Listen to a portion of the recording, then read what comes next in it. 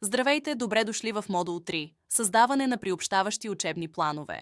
Във всяка класна стая има ученици с различни образователни потребности. Някои ученици учат по-бързо, други се нуждаят от повече подкрепа, някои учат по-добре визуално, а други предпочитат практически дейности.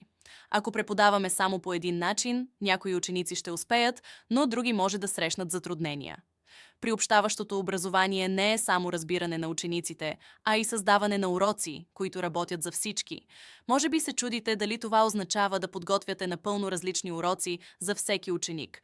Отговорът е не. Вместо това означава да правите малки, но умни адаптации, като използване на визуални материали, предоставяне на различни нива на задачи и позволяване на гъвкаво участие.